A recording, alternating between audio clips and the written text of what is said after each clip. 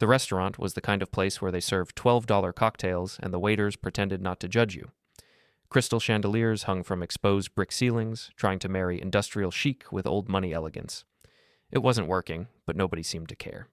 The food was good enough, the lighting dim enough, and most importantly, it was expensive enough to make my son feel like he'd arrived. I stood by the window with a camera hanging around my neck like a tourist costume. "Dad, can you get a shot of the whole table?" My son, Daniel, waved at me without looking. He was mid-sentence with his wife, Amanda, gesturing at spreadsheets they'd laid out between the appetizer plates and wine glasses. "We need documentation of this moment." Documentation. He said it like he was launching a satellite, not discussing a family business that I'd spent 30 years building from a single delivery truck and a rented garage. I lifted the camera. Through the viewfinder, I watched them. Daniel in his tailored suit that probably cost more than my first car, Amanda with her perfectly highlighted hair and that smile she'd practiced in front of mirrors. They looked like they belonged in a cologne advertisement. Behind them, the city skyline glittered through floor-to-ceiling windows. Click. "Perfect," Daniel said, still not looking at me. "Can you get some candids, too? Just, move around, capture the energy." Capture the energy. I was 58 years old. I'd built Morrison Logistics from nothing. I'd worked 70-hour weeks when Daniel was in diapers. I'd missed his soccer games and school plays because I was in warehouses at 3 a.m, making sure shipments got where they needed to go. And now I was the guy who captured the energy while the adults talked. My wife, Linda, caught my eye from across the table. She was sitting quietly, sipping white wine, watching everything. She'd barely said 10 words since we arrived. But her eyes told me she'd clocked every insult, every dismissive gesture, every casual humiliation they'd thrown my way. She gave me the smallest nod, the kind that said, "I see it. I'm here. Don't react yet." I moved around the table, playing my part. Through the lens, I captured Amanda leaning in to whisper something to Daniel. I captured them laughing at some private joke. I captured the spreadsheets, the contracts, the glossy presentation folders with Morrison Logistics, Future Forward, printed on the covers in silver foil, and then I captured something else. A contract partially visible beneath Amanda's leather portfolio. The header read, "Operational Restructuring and Asset Reallocation." I could see signatures at the bottom of page 1, but as I zoomed in slightly, adjusting the focus, I noticed something odd about the document's edge. It looked incomplete, like pages were missing or like someone had printed it wrong. I took the shot, then I took 3 more from different angles, just to be sure. "Dad, we're going to need you for the family photo in a few minutes," Daniel called out. "But first, Amanda and I want to discuss the Q4 projections with the advisory board." The advisory board. That was Linda and me. Except we hadn't been asked to advise on anything. We'd been told this dinner was a celebration of the company's growth. Nobody mentioned it was actually a strategy session we weren't invited to. "Take your time," I said, my voice friendly and easy. I'd learned decades ago that the best way to make people underestimate you was to smile and agree. "I'll just keep shooting." I moved to the windows, pretending to frame skyline shots. Really, I was reviewing the photos I'd just taken. The camera's LCD screen was small, but I could zoom in enough to read the contract header clearly. Asset reallocation. My stomach tightened. I glanced over at Linda. She was still watching, her wine glass frozen halfway to her lips. She'd seen me photograph the document. She knew. Amanda's laugh cut through the ambient restaurant noise. "Honestly, Daniel, your father is adorable with that camera. It's like watching someone's grandpa at a wedding." Daniel chuckled. "He's always been better with his hands than with strategy. Dad's a logistics guy, operations, ground-level stuff. The big picture isn't really his strength." I kept my face neutral, kept the camera raised. Adorable. Ground-level stuff. Not his strength. I'd founded this company when Daniel was 3 years old. I'd navigated the 2008 recession without laying off a single employee. I'd built relationships with clients that Amanda and Daniel had inherited, not earned, but sure. I was the grandpa with the camera. "We should probably walk them through the transition plan tonight," Amanda said, lowering her voice but not quite enough. "Get their buy-in before the board meeting next week." Transition plan, buy-in, the words hung in the air like smoke. I took another sip of my whiskey, let the burn settle in my chest. Then I crossed back to the table and set the camera down gently. "Got some great shots," I said cheerfully. "You two look fantastic." "Thanks, Dad." Daniel barely glanced up. "Can you and Mom give us about 15 minutes? We just need to finalize some numbers." "Of course," Linda said smoothly, standing. "We'll wait at the bar." We walked to the restaurant's bar area, a sleek marble counter with pendant lights that cast amber pools across polished wood. Linda ordered another wine. I stuck with whiskey. "They're cutting us out," she said quietly, her voice barely audible over the background jazz. "I know. Asset reallocation means they're moving something, probably the warehouse properties." Linda's background was in corporate law before she'd left her firm to help me build the business. She still read contracts faster than most attorneys. If they're reallocating without authorization, then they're trying to take control without asking. I swirled my whiskey, watched the liquid catch the light. "The question is how they plan to do it." "The question is what you plan to do about it," Linda corrected. She wasn't looking at me, but I could hear the steel in her voice. The same steel that had carried us through bad years and brutal competition. I thought about Daniel's laugh, Amanda's condescending smile, the way they'd turned me into set decoration at my own company's celebration dinner. "I'm going to let them think they've won," I said. "And then I'm going to remind them who built the kingdom they're trying to inherit." Linda's lips curved into something that wasn't quite a smile.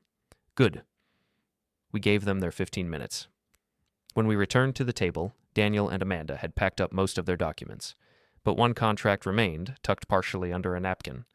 Either they'd forgotten it, or they'd left it deliberately, testing to see if I'd notice. I noticed. We took the family photo. Everyone smiled. The waiter took 5 shots to make sure we got one where nobody was blinking. Daniel picked up the check with a flourish, making a show of pulling out his corporate card. "This one's on the company," he announced, "to celebrate our growth." Our growth, not my growth, not the growth I'd built. Our growth, as if he and Amanda had been there from the beginning, grinding through the hard years.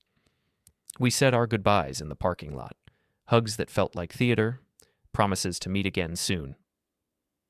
Daniel and Amanda climbed into their new Tesla, the one with the custom interior that cost more than my annual salary when I'd started the business. Linda and I got into our 15-year-old Honda. It ran perfectly. I'd maintained it myself, changed the oil religiously, replaced parts before they failed. It wasn't flashy, but it was mine, and it had never let me down. We drove home in silence. Our house was a 3-bedroom ranch in a neighborhood that had been built in the 80s and hadn't changed much since. The mortgage had been paid off for years. The lawn was trim, the paint was fresh. It wasn't impressive, but we'd raised our son here. We'd built our life here. I went straight to my office, a converted spare bedroom with a desk I'd assembled myself and filing cabinets that held 30 years of business documents. I connected the camera to my computer and uploaded the photos. Then I opened the shots of the contract. Enhanced, zoomed, sharpened. The text became clear. Operational restructuring and asset reallocation agreement. Below that, transfer of warehouse facilities located at properties A, B, and C to operational control of Daniel Morrison and Amanda Morrison. Effective upon approval of operational restructuring by majority vote of advisory board. I read it 3 times. They were trying to take the warehouses. The 3 properties I'd bought during the recession when everyone else was selling. The properties that now formed the backbone of Morrison Logistics' value. They represented about 60% of our asset base.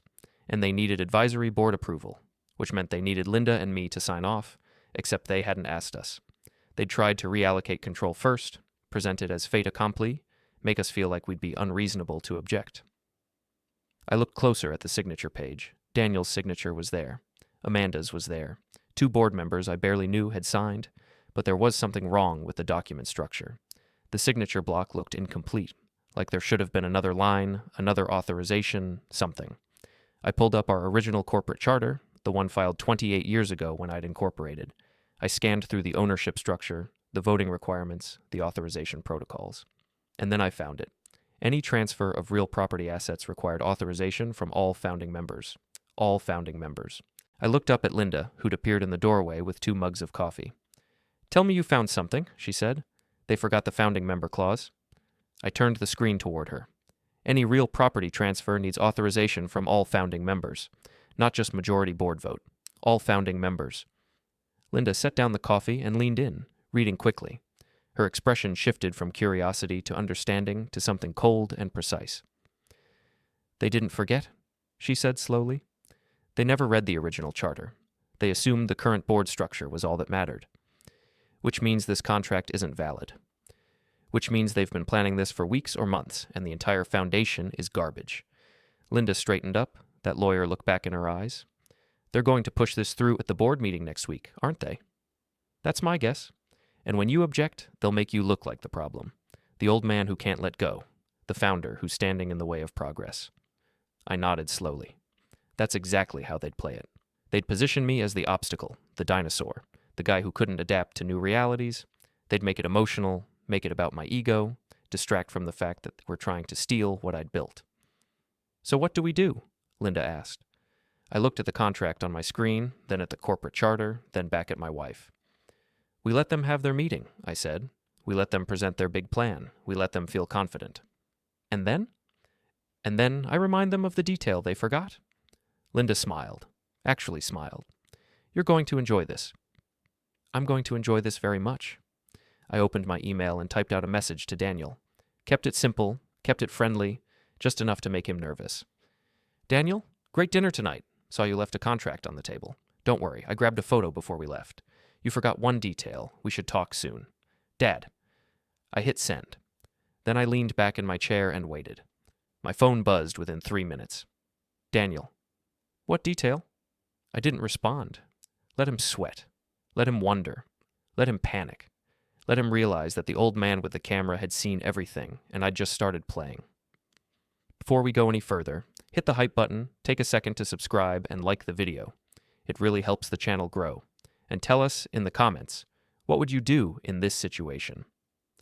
My phone rang 16 times before midnight. I didn't answer once. I sat in my office, watching the calls light up my screen. Daniel, Daniel, Amanda. Daniel again. I let each one roll to voicemail. Around 1 a.m, the text started. Dad, what are you talking about? We need to discuss this. Please call me back. You're overreacting to something you don't understand. That last one made me smile. I didn't understand. That's what he was going with. Linda appeared in my doorway around 1:30, wearing her reading glasses and holding a legal pad covered in notes. She'd been in the spare bedroom going through old files, pulling everything we'd need. They're panicking, she observed. Good. Daniel called my phone 4 times. I didn't answer either. She sat down in the chair across from my desk, the one with the worn leather arms that had been in this office since we'd moved into the house. Amanda sent me a text asking if everything was okay with Dad. What did you tell her? Nothing, but I'm tempted to respond with, he's fine, just reviewing some old corporate documents. You know how he is with details. I laughed. Actually laughed. You're mean. I learned from the best. Linda crossed her legs. All business now? I went through the charter again. The founding member clause is airtight. Any transfer, sale, or reallocation of real property assets requires written authorization from all founding members. That means you. Just me? Linda's expression shifted. Something flickered in her eyes. Actually, that's where this gets interesting. I kept digging because something felt off about the language. The original charter lists 2 founding members. 2? You and me. She held up a document, the original incorporation papers from 1997. I'm listed as co-founder. We filed it that way because I was handling all the legal and financial setup while you were handling operations. I'd completely forgotten. It was my idea at the time because it gave us more protection if anything happened to you. I stared at her. You're a founding member? Have been for 28 years, which means they need authorization from both of us. Linda set the papers on my desk. They don't just need you to sign off. They need me too. The implications settled over the room like snow. Daniel and Amanda had built their entire plan around convincing me to go along with it. They'd probably rehearsed arguments about legacy and succession planning and letting the next generation lead. They'd prepared emotional manipulation, guilt trips, appeals to my desire to see my son succeed. But they had no plan for Linda. They'd dismissed her as thoroughly as they'd dismissed me. She was just the wife, the woman who'd quit her law career to raise their son and help with the bookkeeping. They'd never considered her a player. They're going to lose their minds when they find out, I said. They're going to lose more than that. Linda's voice was cold. I've been going through our financial records, too. Did you know Morrison Logistics has been paying for Amanda's business development trips? The conferences? The conferences to Miami, Los Angeles, New York, 5-star hotels, first-class flights, spa treatments billed as wellness initiatives. I found receipts going back 8 months, $30,000 in expenses that have nothing to do with actual business development. Is it illegal? No. She's technically an employee with discretionary spending authority. But it's expensive, wasteful, and it looks terrible. Linda flipped through her legal pad. I also found something else. Daniel's been slowly moving company funds into a separate account. Nothing dramatic, just small transfers. 1,000 here, 2,000 there. Over the last year, he's moved about 45,000 into what looks like a personal investment account. That might be illegal. It might be, or it might be a gray area, depending on how he classified the transfers. But combined with Amanda's spending, it paints a picture of two people who see the company as their personal piggy bank. Linda looked up at me. They're not just trying to take control. They're already acting like they own everything. I felt something cold settle in my chest. Not anger, exactly. Anger was hot, impulsive, messy. This was something else. This was the feeling I'd had when competitors tried to undercut me, when clients tried to breach contracts, when anyone tried to take what I'd built. This was the feeling of deciding to win.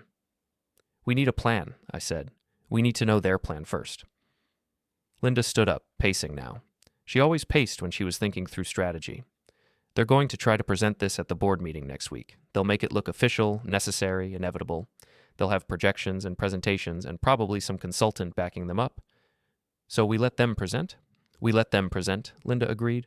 We let them build their case. We let them feel confident. And then we tear it apart. By pointing out the founding member clause. By pointing out everything. Linda stopped pacing, turned to face me. The invalid contract, the discretionary spending, the fund transfers. We don't just stop their takeover, we discredit them completely. It was harsh. It was calculated. It was exactly what they'd been planning to do to me. They're our son and daughter-in-law, I said quietly. They tried to steal your company. Linda's voice didn't soften. They humiliated you. They called you adorable and treated you like you were senile. They've been planning this for months, maybe longer. They made their choice. She was right. I knew she was right. But some small part of me still hoped this was a misunderstanding, that Daniel would call and explain, that there was some version of this story where my son wasn't trying to push me out of the business I'd built. My phone buzzed again. Another text from Daniel. Dad, I'm coming over tomorrow morning. We need to talk about this face-to-face. I showed the message to Linda. Are you going to let him in? She asked. Of course. I set the phone down. I want to see what excuse he's prepared. I want to watch him try to explain this away. He's going to lie. I know. And you're going to let him. For now. I pulled up the photos of the contract again, studied the signatures, the missing authorization line, the arrogant assumption that they could just restructure everything without consequence. Let him think I'm confused. Let him think I'm concerned but persuadable. Let him believe he can talk his way out of this. Linda nodded slowly. And then? And then I'll remind him that I didn't build this company by being stupid. We stayed up until 3 a.m, going through documents, building our case, making sure we understood every angle. Linda was in full attorney mode now, precise and relentless. She found more irregularities, expense reports that didn't quite match up, vendor contracts Daniel had signed without authorization, small policy changes that technically violated our corporate structure. None of it was dramatic, none of it was obviously illegal, but all of it together painted a picture of someone who'd stopped following the rules because he thought he was already in charge. I finally went to bed around 3:30, but I didn't sleep much. I kept thinking about Daniel as a kid, the way he used to follow me around the warehouse, asking questions about trucks and routes and delivery schedules. He'd been curious then, genuinely interested in understanding how everything worked. When had that changed? When had he started seeing the business as something to take rather than something to build? Or maybe I'd missed it. Maybe I'd been so focused on operations and growth that I'd failed to teach him what actually mattered. Maybe this was partially my fault. I pushed that thought away. I could spiral into guilt later. Right now, I needed to stay sharp. Daniel arrived at 8:30 in the morning. I'd barely finished my first coffee. He looked tired. His suit was wrinkled. His tie was slightly crooked. He'd probably been up all night too, preparing his arguments. Dad. He stood on the porch trying to smile. Can we talk? Of course. I stepped aside, let him in. Coffee? Please. We sat at the kitchen table, the same table where we'd eaten breakfast for 20 years. Linda was deliberately absent, upstairs in her office, letting me handle this conversation alone. Daniel wrapped his hands around his coffee mug like he was cold. About last night. That text. I think there might be some confusion about what you saw. What did I see? The contract. The restructuring proposal. He was choosing his words carefully. It's just a draft. Nothing official. We were going to present it to you and Mom properly at the board meeting. Get your input. Make it a collaborative decision.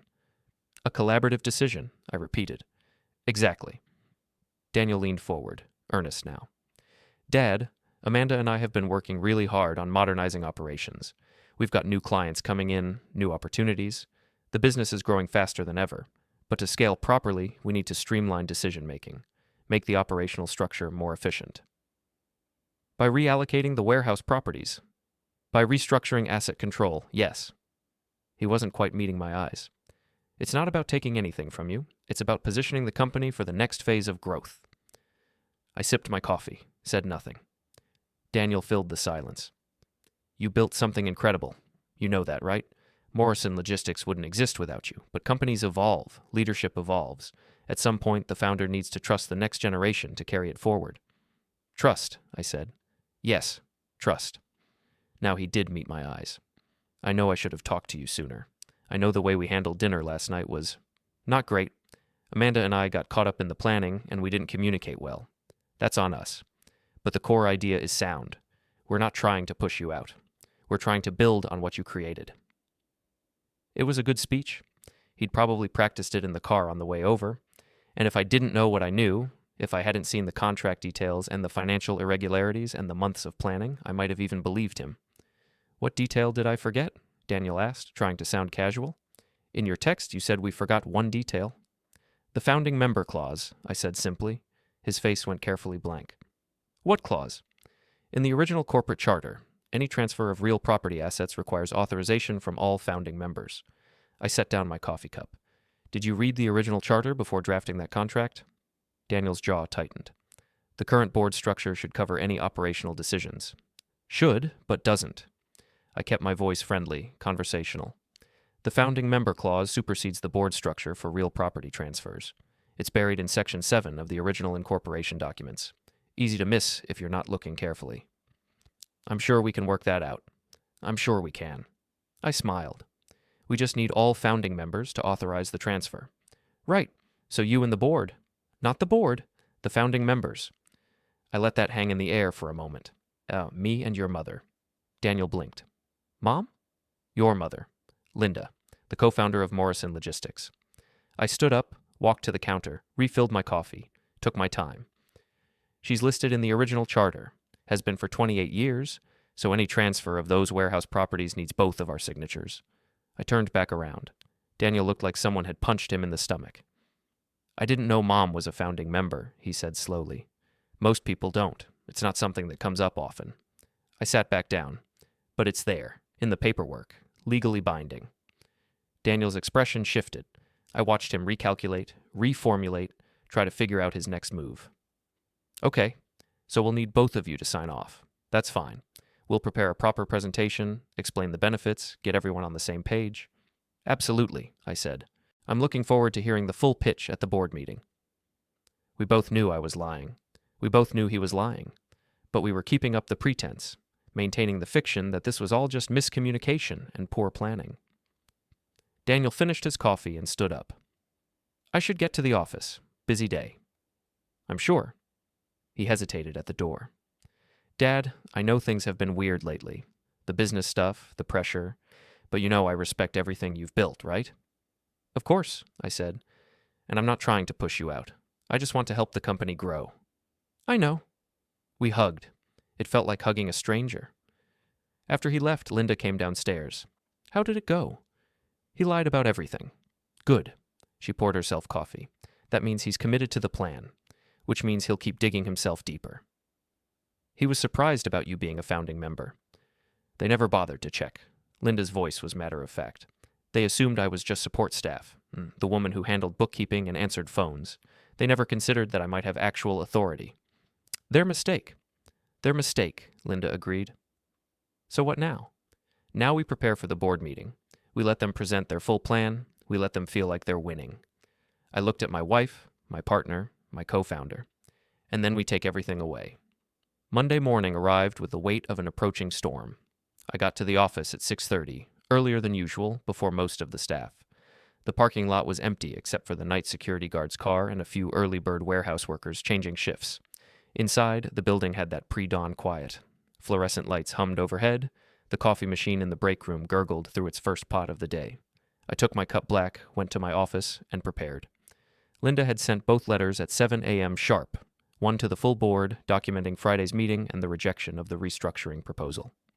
One to Daniel, suspending his discretionary spending authorization pending investigation. By 7:15, my phone was ringing. Daniel. I let it go to voicemail.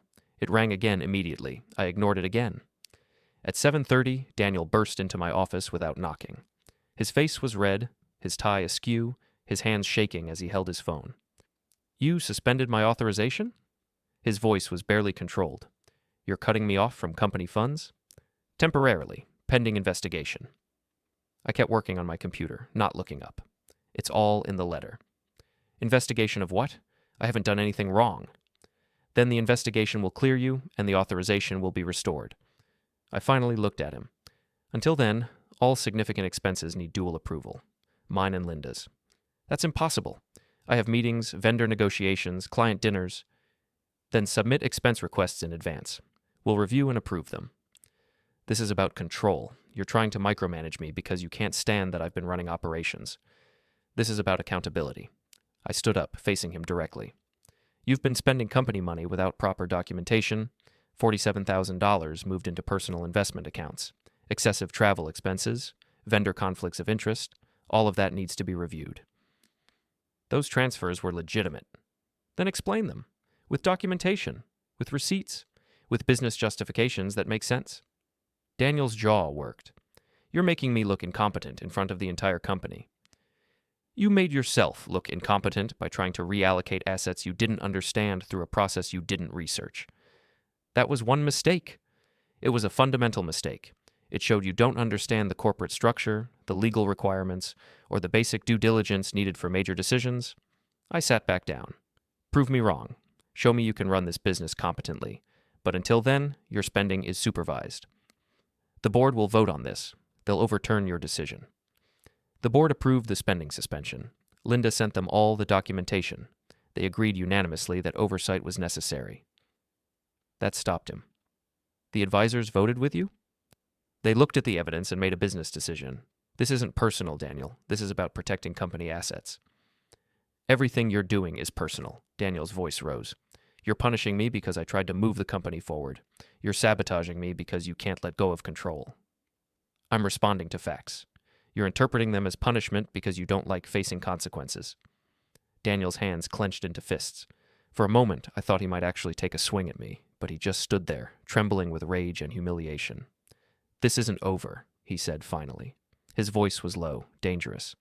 You think you've won. You think you've proved something, but I'm not done fighting. Then fight better. Fight smarter. Actually learn how this business works instead of assuming you already know. Daniel turned and walked out, slamming the door hard enough to rattle the frame. I sat in the silence for a moment, then picked up my phone and called Marcus. I need you to watch Daniel today, I said. See where he goes, who he talks to, what he does. Don't interfere. Just observe and report back. You think he's going to do something stupid? I think he's cornered and angry. People make bad decisions when they're cornered and angry. I'll keep an eye on him. The morning progressed. Staff arrived, the office filled with the usual Monday morning energy. I had meetings scheduled, operational reviews, client calls. I went through them all with mechanical efficiency, but my mind was elsewhere. Around 10, my phone buzzed. Marcus. Daniel's in his office with Amanda. They've been arguing. I can hear it from the hallway. Can you tell what they're saying? Not clearly, but she's upset. He keeps saying something about next move. Keep watching. At 11, Daniel emerged from his office. He walked past mine without looking, went straight to the elevator down to the warehouse floor. I followed at a distance. The warehouse was busy with mid-morning activity, trucks being loaded, pallets being moved, workers calling out to each other over the sound of forklifts and conveyor belts. This was the heart of the operation, the place where the real work happened. Daniel stood in the middle of the floor, looking around like he was seeing it for the first time in months. Workers noticed him but didn't stop what they were doing. Tom Chen, the supervisor, approached cautiously. I couldn't hear what they said over the warehouse noise, but I saw their body language. Daniel talking, gesturing, Tom listening, nodding, but his expression skeptical. Then Daniel did something interesting. He walked to one of the older loading dock doors, the one that had been having mechanical problems. He examined it, testing the mechanism, looking at the worn hydraulics. Tom said something. Daniel responded. They talked for several minutes, actually discussed the equipment problem like two people trying to solve an issue. When was the last time Daniel had come down to the warehouse floor to look at actual operations? I couldn't remember. He spent 20 minutes down there, talking to different workers, examining equipment, taking notes on his phone. Then he went back upstairs. I followed again, maintaining distance. Daniel went to the finance office, knocked on the door, went inside. He was in there for 45 minutes. When he emerged, he had a folder of documents and a determined expression. Then he went to my office. I was already there, waiting. He knocked this time. "Can I come in?" "Of course." Daniel sat down across from me, set the folder on the desk, took a breath. "I've been going through the operational reports you showed at the board meeting," he said, "the ones Marcus prepared about efficiency decline and client complaints. And they're accurate. I've been avoiding the warehouse floor. I've been focused on presentations and growth projections while ignoring the actual operations." He opened the folder. "I pulled detailed numbers. Client retention is even worse than the report showed. We're on track to lose 2 more long-term clients by end of quarter unless we fix service issues." I said nothing, just listened. "The loading dock door on Bay 3 is barely functional. It's been causing delays for 6 weeks. I should have fixed it immediately, but I kept putting it off because I was focused on other things." He looked at me. "Other things that mattered less than keeping the actual business running." "Why are you telling me this?" "Because you were right." The words clearly cost him. "I haven't been running this business competently. I've been playing CEO without doing the actual work of being CEO." "And the spending issues?" Daniel's face reddened. "I can explain most of it. The transfers to the investment account, I was trying to build a cash reserve for future expansion. I should have discussed it with you first. I should have documented it properly. I didn't." "And Amanda's consulting arrangement?" "That was stupid. She's working with a vendor, and I should have seen the conflict immediately. I didn't. I just approved the contract because she said it would save us money long term." He rubbed his face. "I've been making a lot of stupid decisions." "Why?" "Because I wanted to prove I could do this without you. I wanted to show everyone, show you, that I was capable of running the company independently." Daniel's voice was quiet now. Instead, I proved the opposite. I leaned back in my chair. This was the first honest conversation we'd had in months, maybe years. "What are you going to do about it?" I asked. "I'm going to fix the loading dock door today. I'm going to meet with the clients who filed complaints and address their concerns personally. I'm going to review every vendor contract and terminate anything that doesn't make sense." He paused. "And I'm going to ask you to supervise me, not as punishment, as training, because apparently I still need it. You're 34 years old, and I'm still making rookie mistakes." Daniel met my eyes. "Dad, I messed up. I hurt you. I disrespected everything you built. I don't know if I can fix that, but I want to try to at least fix the business damage." I studied my son's face. He looked exhausted, defeated, but also, for the first time in a long time, genuine. "The loading dock door is a good start," I said, "but it's not enough." "I know. Client retention isn't just about fixing problems. It's about relationships. It's about showing up consistently, day after day, proving you care about their success as much as your own." "I understand." "Do you?" I leaned forward. "Because it took me 30 years to build those relationships. Some of those clients started with me when I had one truck and a dream. They trusted me because I never let them down. Not once. Every time they needed something, I was there. Every problem, I fixed it. Every promise, I kept it. I'll do the same. Will you? Or will you start strong, then drift back to presentations and projections when things get comfortable?" Daniel didn't answer immediately. He just sat there, thinking. "I don't know," he said finally. "Honestly, I don't know if I have what you have. The patience, the focus, the ability to grind through the boring operational stuff day after day. Then maybe you're not ready to run this company. Maybe I'm not." Daniel stood up. "But I'd like the chance to find out. Not by taking over, by learning. Actually learning." "Under supervision?" "Under supervision. With accountability. With you telling me when I'm screwing up instead of me figuring it out after the damage is done." I considered this. Part of me wanted to say no, to keep the pressure on, to make him prove himself without help. But another part, the part that remembered raising him, teaching him to ride a bike, helping him with homework, wanted to give him this chance. "Start with the loading dock door," I said. "Fix it today, then meet with the 2 clients on the complaint list. Address their issues. Report back to me by end of day with action plans." "I will. And Daniel, if I catch you cutting corners, hiding expenses, or trying any more restructuring without authorization, you're done, not supervised. Done. Understand? I understand. He left. The door closed softly this time. No slamming. Linda appeared in my doorway 5 minutes later. I saw Daniel leave. He looked different. We talked. And I think he might actually be ready to learn. Maybe. I shook my head. Or maybe I'm being soft because he's my son. There's nothing wrong with giving him a chance. As long as I verify he's actually changing, not just saying what I want to hear. Linda came in, sat in the chair Daniel had vacated.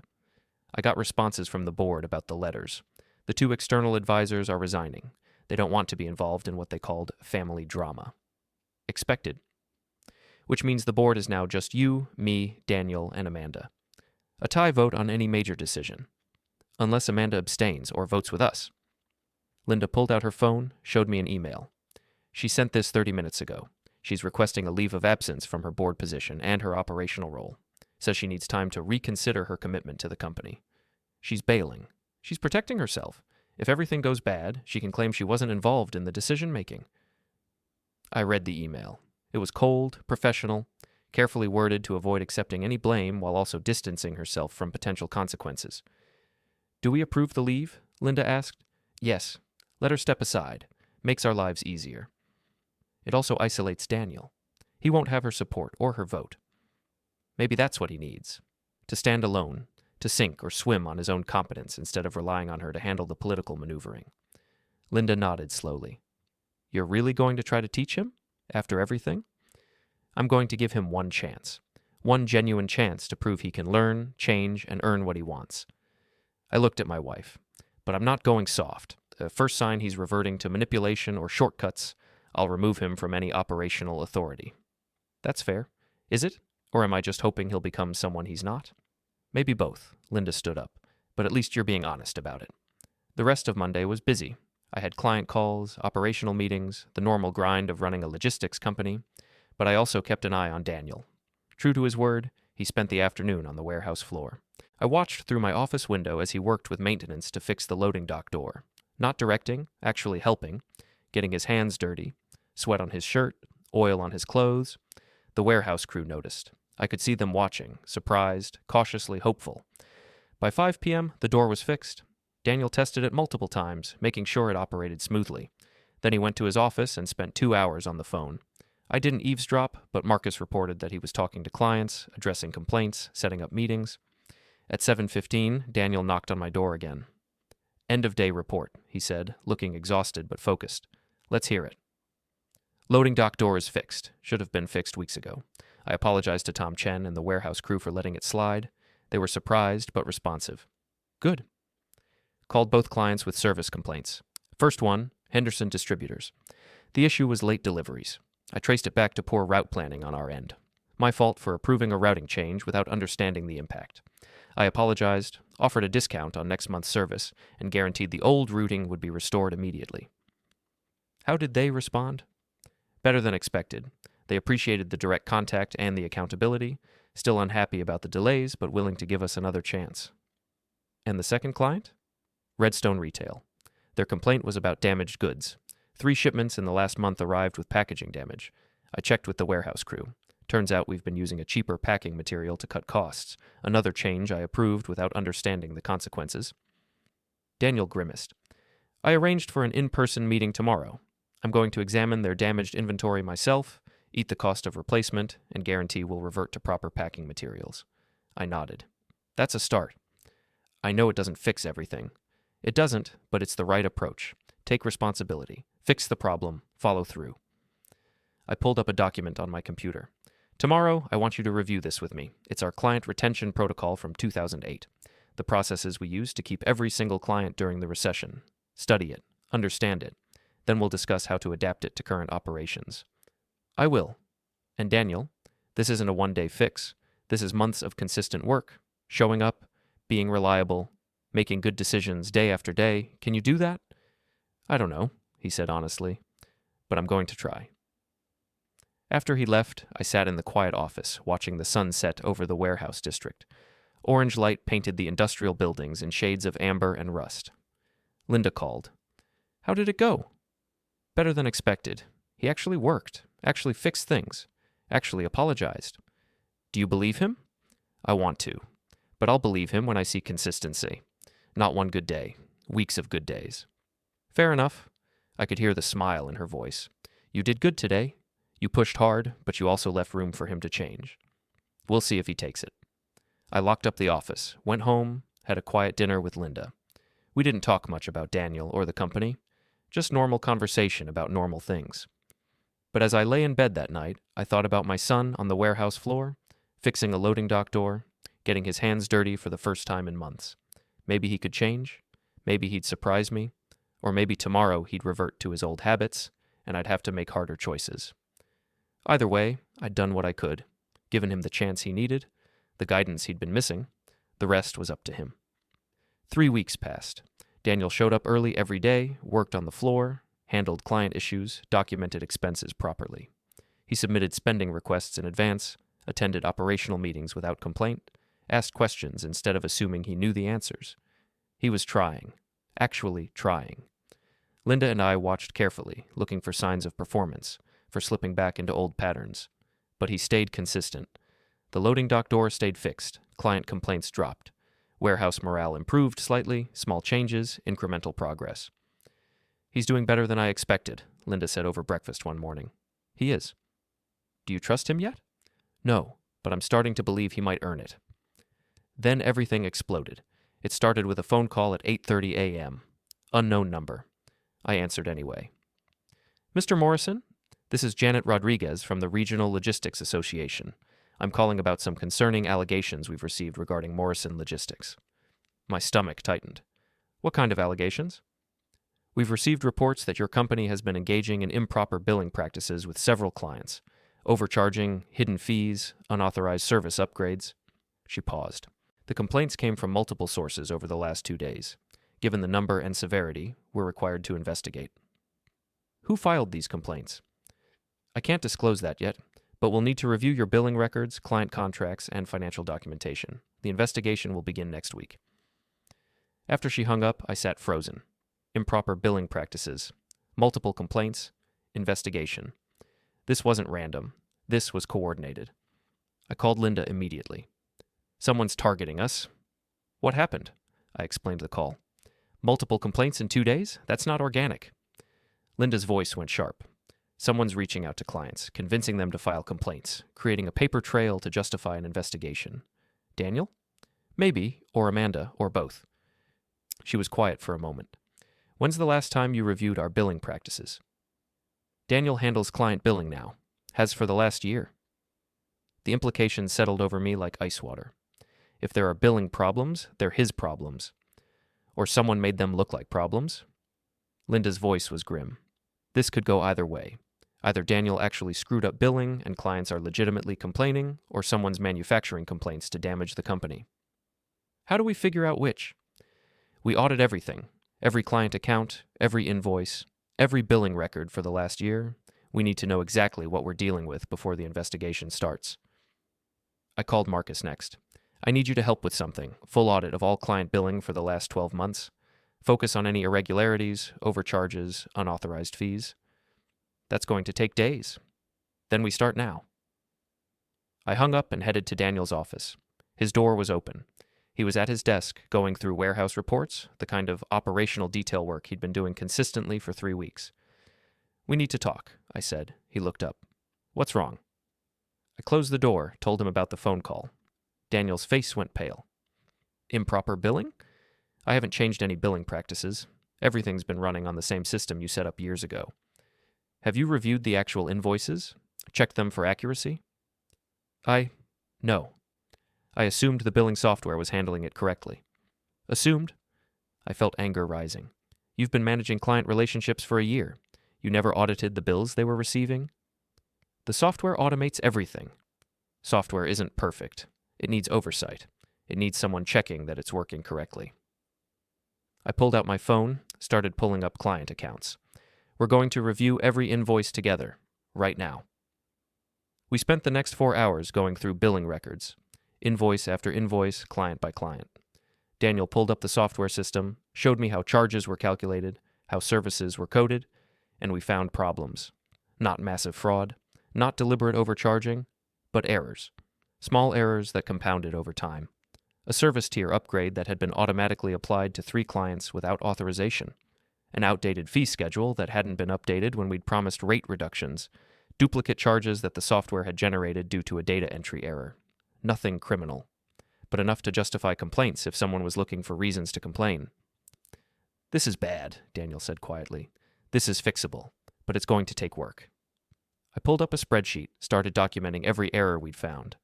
We need to contact every affected client, acknowledge the mistakes, issue refunds where appropriate, and guarantee it won't happen again. The investigation will find exactly what we're finding, which means we get ahead of it. We fix the problems before they officially document them. We show good faith and immediate remediation. Daniel nodded, but his face was ashen. I should have caught this. I should have been reviewing these invoices regularly. Yes, you should have. I kept working, documenting errors. But beating yourself up won't fix it. Work will. We brought Marcus in, then Linda. The 4 of us spent the rest of the day and into the evening auditing billing records, documenting problems, preparing correction notices. By 8 p.m., we had a comprehensive list. 12 clients affected, total overcharges approximately $18,000 over 12 months. All traceable to software errors, outdated fee schedules, or automated processes that hadn't been supervised properly. "We issue refunds tomorrow," I said. "Every client gets a personal call, an apology, and their money back immediately." "That's going to cost us," Daniel said. "Less than letting the investigation find it first." Linda was already drafting the communications. "We admit the error, we fix it, we demonstrate we take billing accuracy seriously." "What about the association investigation?" Daniel asked. "They'll still investigate, but they'll find a company that identified its own problems, corrected them proactively, and made clients whole. That's very different from finding a company trying to hide improper charges." Marcus looked at me. "You think someone pushed those clients to file complaints?" "I think someone told a few clients to look carefully at their invoices, and those clients found legitimate errors to complain about." I rubbed my eyes, exhausted. "The question is, who pushed them?" "Amanda?" Linda suggested. "Maybe. Or someone else who wants to damage the company." I looked at Daniel. "Any idea who might have access to client contact information?" "Amanda does. So do I." "So do you and Linda," Daniel thought. "And the client services team. About 6 people total. We need to figure out who's been contacting clients inappropriately, but that's secondary. First priority is fixing the billing problems." We worked until midnight, finalizing refund letters, preparing talking points for client calls, setting up new audit procedures to prevent future errors. When we finally left the office, I was beyond exhausted. Linda drove us home while I leaned against the window, watching the city lights blur past. "This was coordinated," Linda said quietly. "Someone knew the billing had problems. They knew exactly where to point the association's attention. Someone who had access to our systems, who understood our billing enough to know where the vulnerabilities were." "Daniel?" "He's been working hard for 3 weeks. This doesn't fit his recent pattern." I sighed. But Amanda would know. She was handling client services until her leave of absence. She'd have the contacts. She'd know which clients to approach. She'd know exactly what to say to get them to file complaints. Can we prove it? Not without access to her phone records or emails, and even then she could claim she was just doing follow-up client service work. We pulled into our driveway. The house was dark, quiet. Home felt like a sanctuary after the chaos of the day. Inside, Linda made tea. We sat at the kitchen table, the same table where we'd made every major decision. "If it was Amanda," I said, "she's escalating. She's not just stepping aside. She's actively trying to damage the company."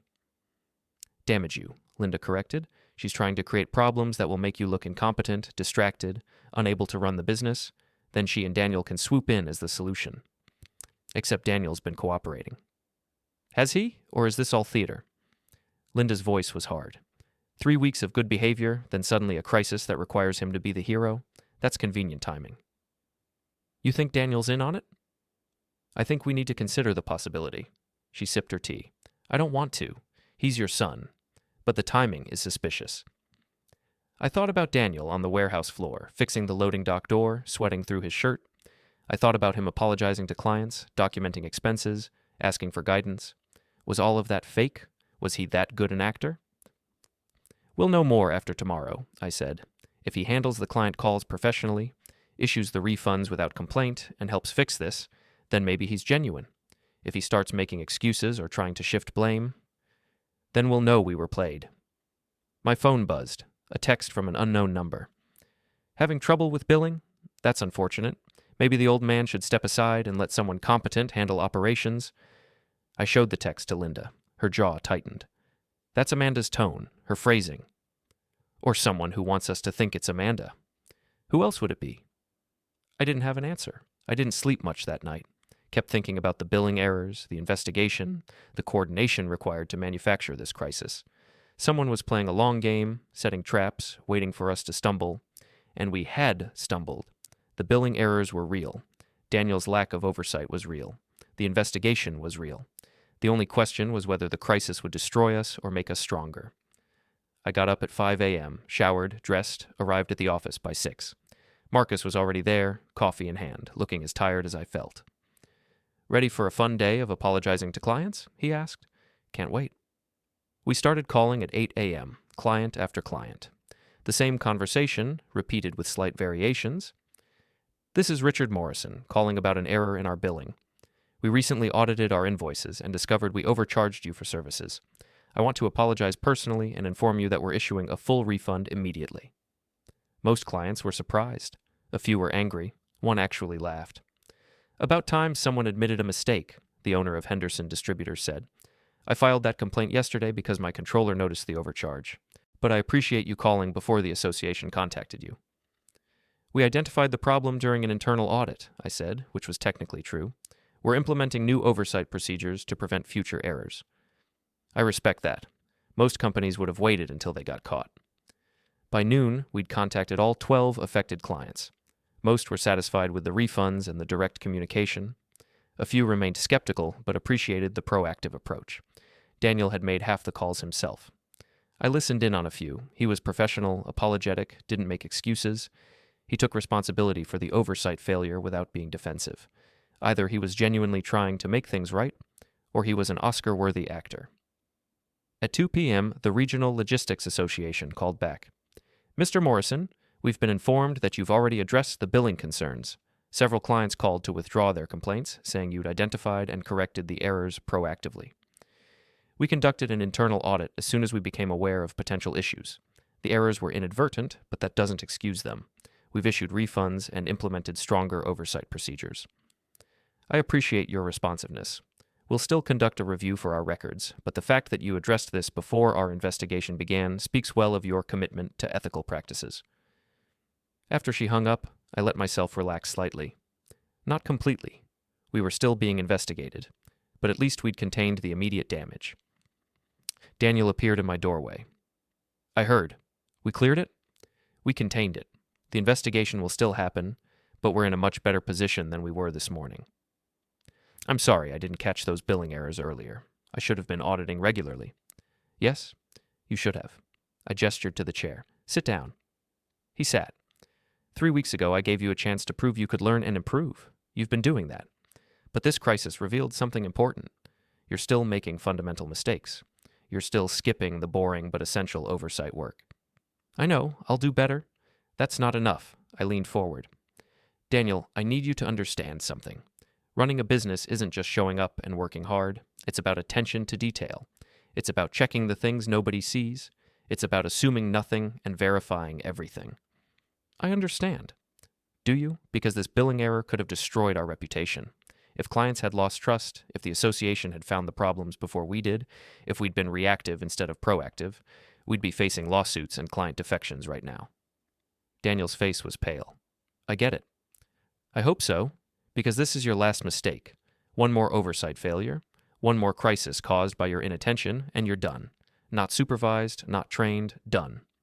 That's not fair. It's completely fair. You've had years to learn this business. You've had 3 weeks of focused training. You've had every advantage I can give you. If you still can't handle the basic responsibilities of operations management, then you're not cut out for this role. Daniel stood up. I'll prove I can do this. Then prove it. Not with words, with consistent, competent work, day after day after day. After he left, Linda came in. How did he take it? Better than expected. He's either genuinely committed to changing or he's setting me up for something. Which do you think it is? I honestly don't know anymore. We spent the rest of the afternoon preparing for the association's investigation. Documentation, policies, correction procedures, making sure everything was organized, professional, defensible. By 6 p.m., I was done. Exhausted. Frustrated. Unsure whether I was winning or being played. I went home. Linda had already left, picking up groceries on the way. I sat in my home office looking at the same files I'd been reviewing for weeks. My phone buzzed. Another text from the unknown number. Billing crisis averted? Impressive. But there are more problems coming. Might want to check your insurance policies next. I stared at the message. Insurance policies? I pulled up our company insurance documentation. Liability coverage, property insurance, workers' compensation. Everything seemed normal. But the text suggested otherwise. Someone was playing a game, leaving clues, threatening problems that hadn't materialized yet, and I had no idea who was pulling the strings.